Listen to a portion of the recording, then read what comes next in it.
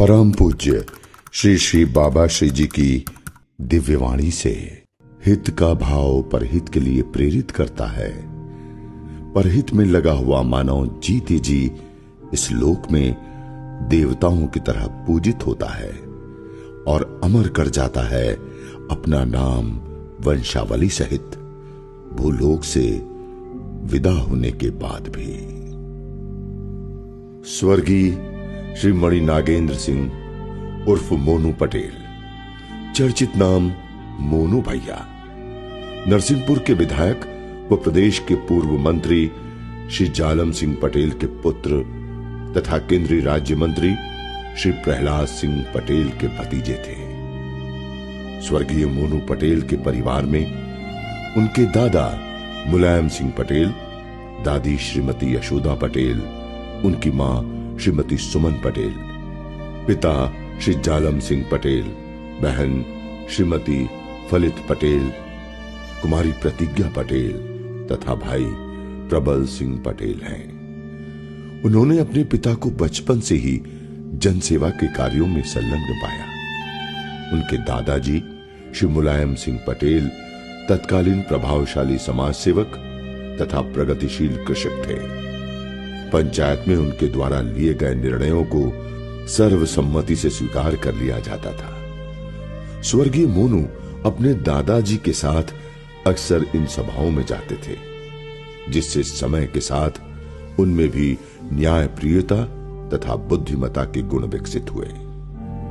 गोटेगांव स्थित श्री देव ठाकुर बाबाजी मंदिर के जीर्णोद्धार हेतु गठित ट्रस्ट के प्रमुख श्री मुलायम सिंह पटेल हैं, जिसमें स्वर्गीय मोनू पटेल के दादाजी तथा स्वयं स्वर्गीय मोनू पटेल की अहम भूमिका रही।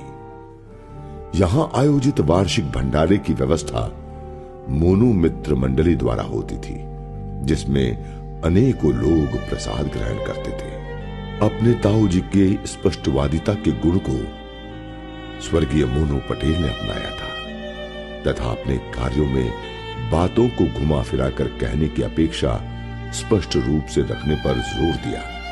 साथ ही आवश्यकता अनुसार त्वरित निर्णय लेना उन्हें अच्छे से आता था। उनके पिता श्री जालम सिंह पटेल जनसेवा के कार्यों हेतु कभी भी जोखिमपूर्ण कार्य करने से पीछे नहीं हटते थे। उनका यही गुण उनके पुत्र मोनू में भी परिलक्षित दृष्टिगोचर होता है।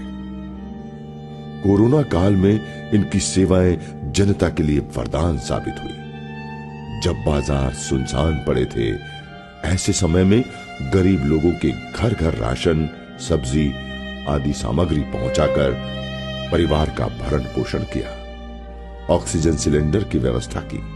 इतना ही नहीं, अन्य जिलों के या प्रदेश के बाहर के मजदूरों, छात्रों व सामान्य नागरिकों को भी उनके गंतव्य स्थान तक स्वयं के खर्चे से पहुंचाने का कीर्तिमान स्थापित किया। ये सब करते हुए वो स्वयं 2 बार कोरोना पॉजिटिव हुए, परंतु हार नहीं मानी। अनेकों पॉजिटिव मरीजों की गोटेगांव, नरसिंहपुर, जबलपुर, भोपाल, इंदौर में इलाज हेतु सहायता प्रदान की। कोरोना पॉजिटिव लोगों तथा परिवारों की सहायता करने अनवरत राशन, दवाई तथा जरूरत का सभी सामान पहुंचाने के दौरान वे स्वयं भी इसकी चपेट में आ गए, परंतु हॉस्पिटल में रहते हुए भी इस सेवा अभियान की मॉनिटरिंग करते रहे। गोटेगांव स्थित नेताजी सुभाष चंद्र बोस स्टेडियम निर्माण में इन्होंने महती भूमिका निभाई।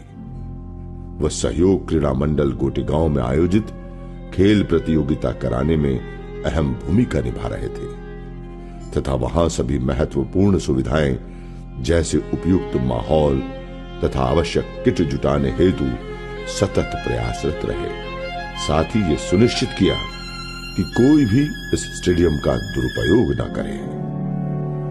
स्वर्गीय मोनू जी गोटेगांव जनपद तथा नगर पालिका एवं जिला पंचायत विजयी 90% सदस्यों तथा पार्षदों के सीधे संपर्क में थे तथा उन्हें जिताने में एक अहम भूमिका निभाई थी।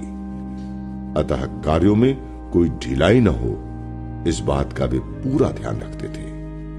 स्वयं द्वारा निर्मित एसआरजी ऑफिस में प्रति सप्ताह घोषित दिवस पर जन सुनवाई का आयोजन किया जाता था, जिसमें सभी तरह के मामले आते थे, लेकिन स्थानीय प्रशासन से जुड़े मुद्दों तथा शिक्षा, स्वास्थ्य, सुरक्षा के मामलों पर वो जोर देते थे। ऐसे अनेकों लोगों को घर बनाने हेतु सहायता राशि प्रदान की।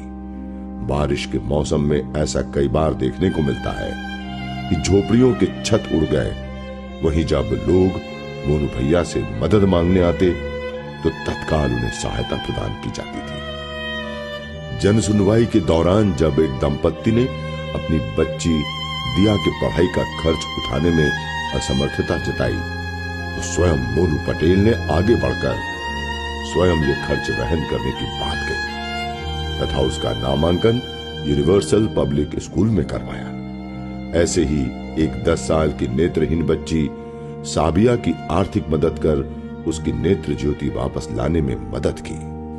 मोनू भैया यदि सोशल मीडिया पर किसी पोस्ट को देख लें तो तत्काल अपनी मित्र मंडली के द्वारा उस व्यक्ति को सहायता प्रदान कराते थे। ऐसे अनेकों उदाहरण हैं जिन्हें भुलाना संभव नहीं। जन सुनवाई में ही पेट्रोल पंप अग्निकांड से प्रभावित दुकानदारों की समस्या का निराकरण किया।